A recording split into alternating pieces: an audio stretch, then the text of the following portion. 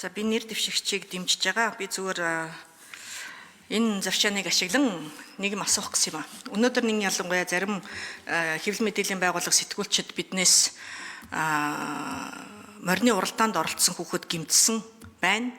Тэгээд энэ талаар одоо эмэгтэй гишүүд одоо юу гэж бодож байна гэдэг юм асуулт асуугаад байна л та.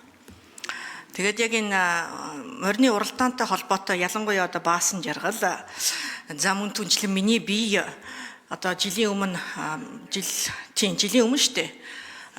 Оюун эрдэнэ ерөнхий сайдын засгийн газрын үед одоо энэ хаврын уралдааныг бас нээх гэж байгаа ийм шийдвэр яг гаргах гад яригдж байхад нь яригдаад одоо шийдвэр гаргаад тэр нь одоо албачаагүй байхад нь ер нь бол 5 сарын 1-ээс 10 сарын 1-ний хооронд бол зөвшөөрөгдсөн. Харин 10 сарын 1-ээс 5 сарын 1-ний хүртэл одоо энэ уралдааныг өвлийн хаврын уралдааныг дээд шүүхийн шийдвэрээр мөн одоо хүүхдийн эрхийн зөрчил муу юм аа. Одоо үүнийг одоо бас шийдвэрлэж хориглох ёстой гэсэн ийм шийдвэрийг 2019 онд гаргаж ирсэн. Тэгээд одоо энэ дээд шүүхийн шийдвэр бол хүчин төгөлдөр мөрдөгдөж байгаа. Тийм ээ хүүхдүүд гэмтдэг тий. Тэгээ өнөөдөр биднээс одоо ийм асуулт асуух нь бол зохимжгүй байхгүй юу? Хүүхдүүд гэмтдэг.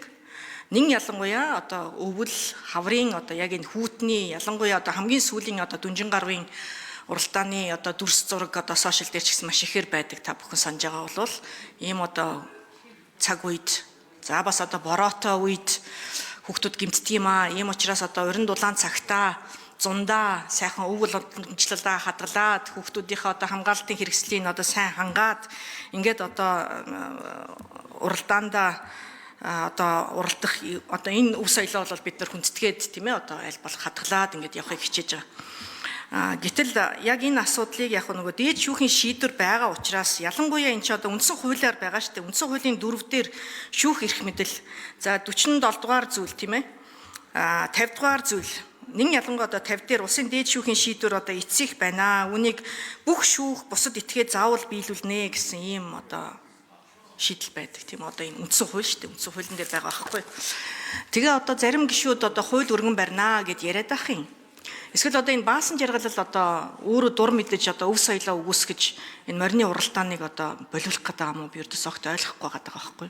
Тэгээ дээд шүүх одоо юм шийдвэр гаргасан юм бол энэ дээр одоо энийг мөрдөх ёстой. Ямар учраас одоо гаргасан цаашдаа одоо байх юм уу байхгүй юм яах юм гэдгийг энэ дээд шүүх өөрөө бас тайлбарлаж олон нийтийн эргэлзээг одоо тайлж болдоггүй юм болов уу? Тэгэхгүй л одоо их тийм сонин учир битүүлэг л асуудал болоод байна л та. Эсвэл одоо энэ дээд шүүхийн шийдвэрээ эргэж одоо дээд шүүх нь өөрөө хүчингүй болгох гэж одоо үзээд байгаа юм болов уу? Та одоо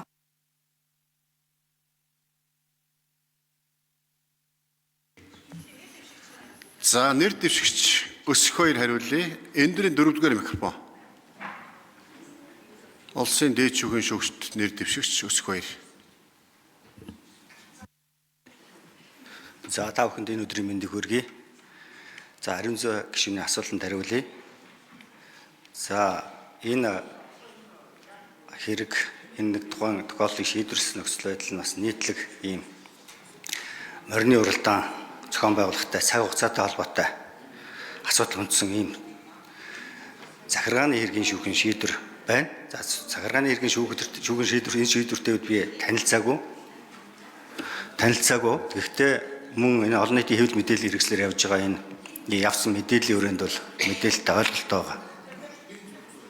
За морин уралдааныг 10 сарын 1-ээс 5 сарын 1-нд хүртэл хугацаанд бол хориглосон ийм шийдвэр байгаа юм байна. Тэгэхээр улсын дээд шүүхийн шийдвэр ер нь анхан давзаалдах хяналтын шатны шүүхийн шийдвэр шатаар яваад хяналтын шатны шүүхийн шийдвэр гарснаар тухайн асуудалд хууль зүйн дүгнэлт өгч байгаа. Тэгэхээр энэ хууль зүйн дүгнэлт өгсөн шийдвэр эцсийн шийдвэр буюу заавал биелэгдэх шин чанартай.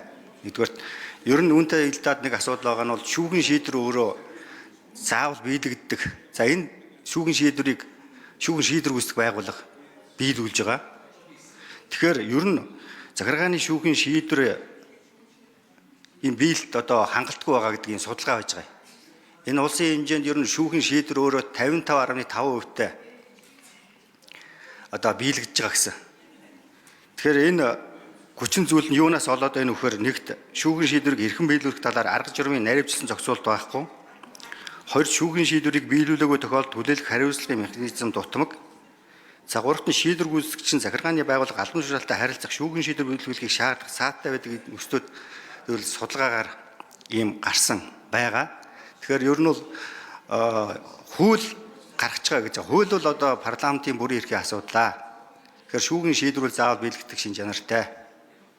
Баярлалаа. За, ариун зээг шин тодруулж асууя. За ямар ч байсан дээд шүүхийн шийдвэр нь юу байсан бэ гэхлээр захиргааны шийдвэрийг маргалдагч талууд заавал биелүүлэх гэсэн одоо энэ ерөнхий ямар ч байсан дээд шүүхийн оролцоотой шийдвэр гарсан. Тэгээ тухайн үед манай одоо ерөнхийлөгч хөрөлсөх ерөнхий сайдаар ажиллаж байсан өөрөө бас яг энэ шийдвэрийг албажуулж одоо маргалдагч талууд одоо энэ найрамдлын гэрээ гэдэг юм уу тий одоо энэ гэрээг бас байгуулж исэн байдаг юм аа. Тэгэхээр одоо энэ дээд шүүх бол бас эцсийн шийдвэр мөн л юм болвол үүн дээр баасан жаргалын буруу биш энэ шүүхийн шийдвэр юм аа гэдгийг бас нэг олон нийт ойлгоод өгөөсөө гэж хүсэж энэ үгийг одоо бүр зориулж хэлсэн. Хоёр дахь нь болохоор үндсэн хуулийн 49-р зүйлийн одоо 2 дээр ерөнхийлөгч, ерөнхий сайд, улсын их хурлын ба засгийн газрын гишүүн төр нам олон нийт хэмбгаач бай шүүн таслах үүргээ хэрэгжүүлэхэд шүүх рүү улал хөндлөнгөөс оролцож болохгүй гэж заагаад өгсөн байдаг үндсэн хуулиар. Тэгэхээр энэ дотор За, ариун зээг шин асуултаа гүйцэж асууя. бусад байгууллагын албан тушаалтай иргэн хэн боловч шүүгчээс шүүн таслах үүргээ хэрэгжүүлэхэд нь хөндлөнгөөс оролцож болохгүй гэж заагаад өгсөн байгаа тийм. Тэгэхээр улсын их хурлын танхим дотор улсын их хурлын гишүүд өөрсдөө бас шүүгч юм шиг бас ойлгоод одоо хэрэг явдлыг одоо ингэж шүүх хэрэгтэй, тэгж шүүх хэрэгтэй, тэр гэмт хэрэг гэж цоллоод байдаг. Энэ бол үндсэндээ нэг талдаа үндсэн хуулийг бас зөрчиж байгаа мэт эсвэл зөрчихийг шаардаж байгаа мэт ийм одоо асуудал байдаг бидтэй. Та энийг бас одоо ингэж ойлгож байна уу? Ер нь одоо шүүгчид өнөөдөр хин нэгний хөндлөнгийн нөлөөгүйгээр одоо энэ асуудлуудаа шийдвэрлэж чадаж байна уу үгүй юу гэдэг дээр бас одоо хариулж өгөхийг хүсэж байна. Цаашид олон нийтийн энэ хандлага дээр суурилсан энэ альва асуудлууд шүүхэд одоо бас нөлөөлөх гэж оролдож байгаа энэ асуудлууд нь өөрөө бас үндсэн хуулийн ер нь зарчимтай нийцэхгүй байгаа гэдгийг яаж бас ойлгох вэ? Та илүү олон нийтэд одоо чиглэсэн юм үйл ажиллагаануудыг явуулсан зүйт юм болов? За, улсын дээд шүүхийн шүүгч нэр дэвшигч Өсөх хоёр хариулъя.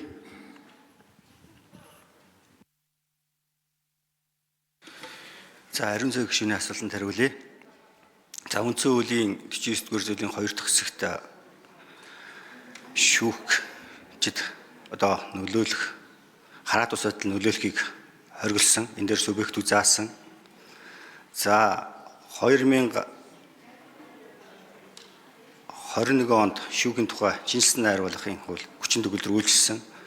За энэ хуулийн 50 дугаар зүйлд хориглох зүйлийг заасан. За энэ дээр мөн энэ төрийн өндөр албан тушаалтан уулзалт хийх энэ дээр бол албан протоколтой уулзна. За хуулийн хилцүүлгийн албан ёсны ажлын хүрээнд бол нийтийн хүрээнд уулзахт бол энэ тохиолдол үйлчлэхгүй. Тэгэхээр шүүхийн өөрөө хараат ус байдлыг олон талаас нь шүүхийн тухай хуульд бол одоо баталгаажуулсан. Үүний нэг нь бол албан тушаалтнаас төрийн өндөр албан тушаалтнаас хараат байх. Үүний дотор мөн хараат ус байдлын заах За, хариултаа гүйцээг хариулчихъя. 4-р микрофон. За түүнчлэн шүүгч өөрөө нийгмийн одоо олон нийтээс мөн хараат ус байх ёстой, хэвлэл мэдээлэлээс хараат байх ёстой. За мөн хамт олон гэр бүлийнхээ одоо тэр тухайн хэрэгтэй илүү одоо нөлөөлөл үзүүлсэн тохиолдолд хараат усаар асуудал хандах ёстой гэсэн ийм нийтлэг ийм нөлөөс ангид байх ийм бол зан төлөвийн буюу ёс зүйн хүрээнд бол шүүгч баримталж ажиллагаа гэдэг хэлээ. За баярлалаа. За, оюун сайхны алтан гэрэл